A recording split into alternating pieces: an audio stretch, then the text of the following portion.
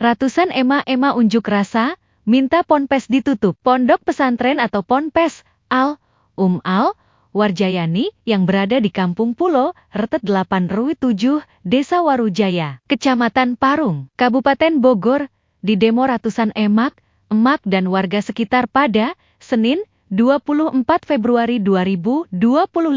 Hal ini terjadi karena masyarakat merasa geram akan adanya tindakan asusila yang dilakukan oleh oknum pengajar guru Ustadz Ponpes Ema-ema atau masyarakat yang datang berdemo bukan hanya warga RT 08 akan tapi dari beberapa RT di sekitar yang mengetahui tentang perbuatan asusila pada santriwati di dalam pondok pesantren. Dari pantauan Raya News, di lokasi ema-ema mulai berdatangan pada jam 10 pagi. Sebelumnya aparat kepolisian, Babinsa, dan Satpol PP sudah hadir di TKP guna pengamanan agar tidak terjadi anarkis warga. Masyarakat meminta ponpes ditutup karena sudah meresahkan dan mencemarkan nama kampungnya. Hal ini juga diperkuat dengan adanya laporan polisi nomor SPLB 323 IE 2025 SPKTRS BGR Polda JBR. Bahkan ada juga seorang ibu yang saat ini sedang melakukan visum anaknya yang diduga korban asusila dan belum ada keberanian membuat laporan polisi. Nampak hadir di lokasi demo warga,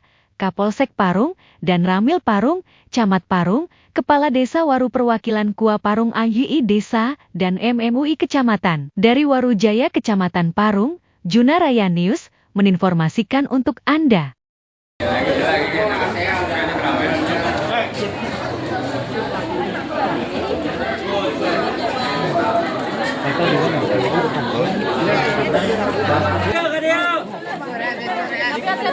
Bu, pesantren maunya diapain, Bu? Kenapa, Bu, ditutup?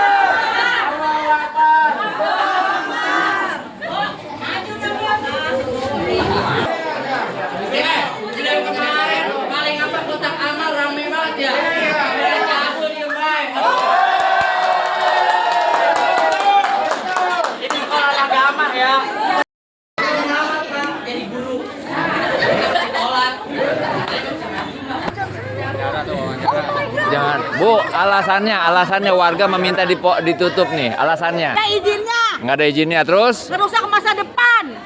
Apa yang bikin merusak, Bu? Itu anak-anak muda pada dicabulin. Oh, seperti itu. Ibu warga di sini, Bu? Ya iyalah. Oh iya. Waduh, ada kegiatan di Pemda ditinggal dulu nih.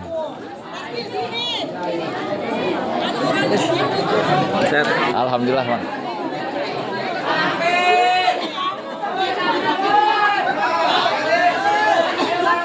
Ibu-ibu, Bu, mau tanya, alasan minta ditutup kenapa nih, Bu?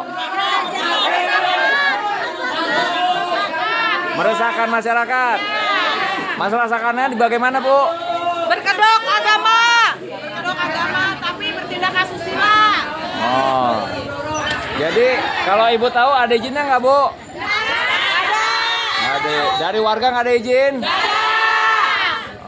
Jadi Ibu minta ditutup? Ya.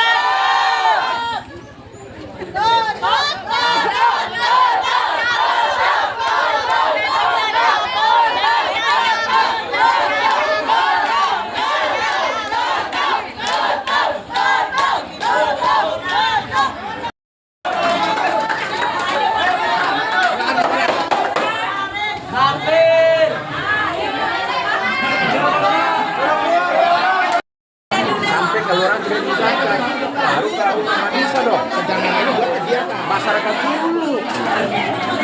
Jadi gini, kalau bicara agama, kita juga punya agama, saya juga Islam. Tapi jangan bicara ini, kita kan nah, kalau ada permasalahan baru kita.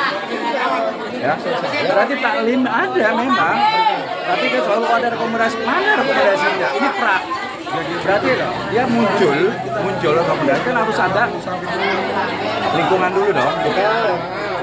Warga masyarakat, RT RW, lurah desa, kecamatan, baru proses.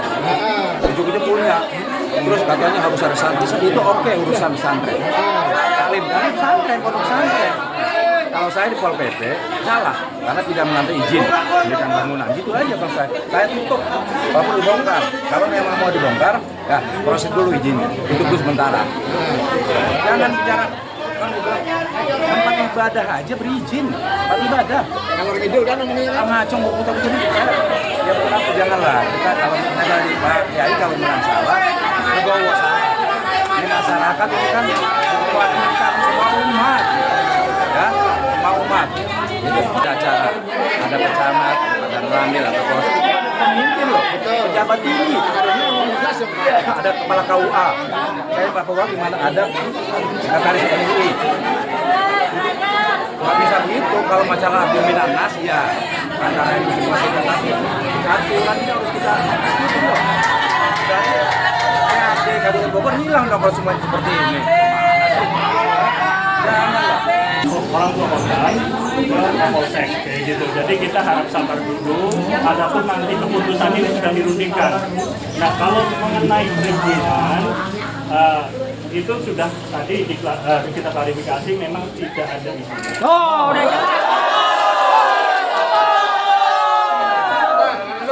Baik dari izin mendirikan bangunan itu tidak ada. Izin dari pondok pesantren pun sampai saat ini belum ada. Begitu. Jadi kami tetap serahkan ke warga maunya seperti apa.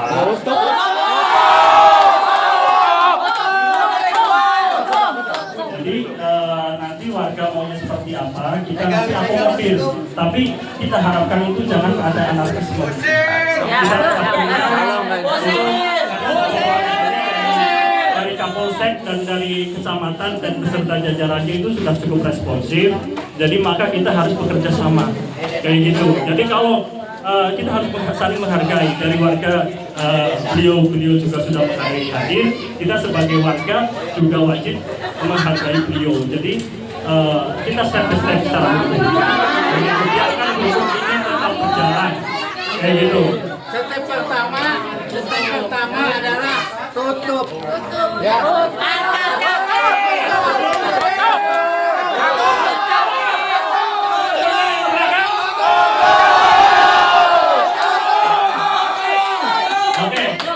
Dari Kapolsek dengan sendiri, tadi kan kita menyampaikan memang salah satu usulannya adalah ditutup karena tidak berizin.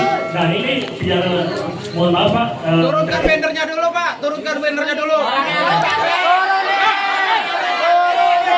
Jadi begini Pak, ini kebetulan Bapak-Bapak Pak Camat dengan Pak Lurah dan jajarannya dari Kapolsek ini sedang melakukan perundingan langkah hukumnya seperti apa dan keputusan akhirnya seperti apa, kita hargai dulu Pak. Nanti begitu ada keputusan kita turunin, ayo kayak gitu asal sudah ada izin dan keputusan dari beliau. Jadi kita mohon maaf untuk saling menghargai kayak gitu. Nah kalau memang dari beliau-beliau tidak responsif ya, monggo saya balikan ke masyarakat lagi kayak gitu kan. Dia tahu aspirasi dari masyarakat. Dia tidak menghargai warga.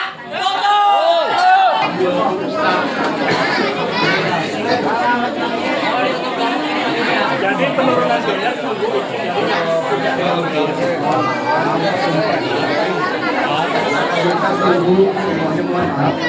kita menunggu hasil keputusan dari para pimpinan terlebih dahulu. Hasilnya bagaimana nanti keputusannya, setelah ada keputusan nanti langsung diinformasikan ke warga ya. Satpol PP sudah diizinkan dan memang tugasnya. Paham semua? Yang penting keinginan masyarakat sudah tercapai. Akan ada tahapan-tahapan lainnya. Ya, oke, terima kasih. Bangku. Tarik aja udah betot.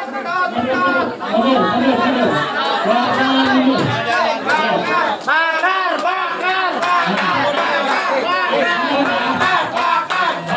Bahasa yang seperti itu sebelum video menonjolkan loh, ya. Kalau memang terbakar berarti yang ngomongnya yang ngajak. Loh, santai, santai. Semua ada prosesnya, ya. Kabar, udah. Jadi ada ngomong bakar terjadi kebakaran, ada videonya. Terekam itu orang yang melakukan provokasi. Buat apa, Pak? Buat apa kita menyelesaikan masalah malah timbul masalah? Nah, paham ya? Paham. Ini keputusan yang tidak ragu-ragu, ada dasar hukumnya. Ya. Saya pun kenapa begini, saya tidak mau warga menjadi korban dilaporkan. Paham? Percuma perjuangan kita, percuma keinginan kita tercapai, tapi nanti ada efeknya. Ya. Siapa yang berbuat, itu yang bertanggung jawab. Itu hukum tindak pidana.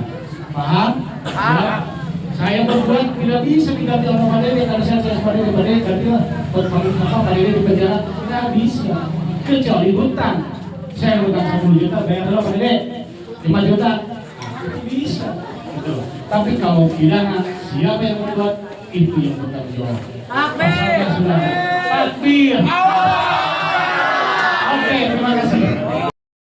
Terkait dengan Ponpes Salapiah ini Bu, sudah berapa lama Ibu di bagian konsumsi? 2 tahun. 2 tahun Bu ya? Iya. Nah itu terkait konsumsi untuk santriwati seperti apa Bu? Kalau makanan mah dia layak, cuman mungkin kurang agak banyak aja porsinya gitu. Suka masih kekurangan gitu. Itu berapa kali sehari Bu dapat makan? Sehari makan 3 kali, pagi, siang, sore. Yang masak Ibu semua? Iya, saya semua. Itu bayar atau tidak Bu? Kalau bayar, dia bayar bulanan kan, langsung ke pondok. Oh ada bayar bulanan? Jadi saya sistemnya gaji setiap bulan. Oh iya. Selain itu Bu, yang Ibu tahu terkait pesantren ini kan ada dugaan pelecehan Bu. Yang Ibu tahu seperti apa? Memang ada, itu pelecehan itu memang ada. Bisa jelaskan Bu? Ustadz Rio gitu ya, suka pegang-pegang santri. Dan terakhir kejadian LL sama LU. Kejadiannya di pondok Bu? Di pondok. Melakukan hal apa Bu? Perkosaan lah kalau dibilang begitu, kayak gitu. Tapi pemilik sendiri atau ketua Ponpes sendiri tahu Bu? Kalau tahu sih memang kita udah bicara gitu, udah tahu sebenarnya. Jadi kita secara musyawarah aja waktu itu, jadi ya ditutup begitu aja udah kasusnya gitu. Kalau untuk korban sendiri yang Ibu tahu seperti apa Bu? Kalau korban sih merasa dirugikan, waktu itu orang tuanya ngomong, tapi karena dia orang susah, ya maaf ya, bukan menghina, orang nggak mampu, jadi dia nggak mau berurusan sama polisi gitu.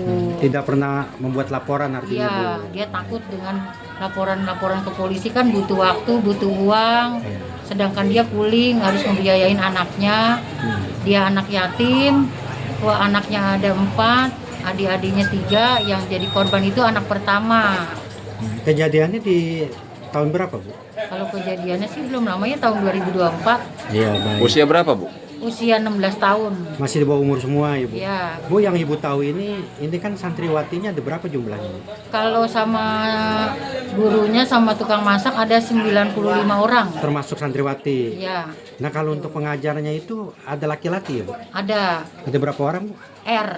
Ada sama musrifahnya ada 1. Lainnya perempuan? Nah, yang perempuan cuma 1, yang laki satu juga sama. Mereka mondok juga sini, tinggal di dalam? Tinggal di dalam. R sendiri warga mana mungkin Ibu tahu? R itu tinggalnya di belakang, di kebun.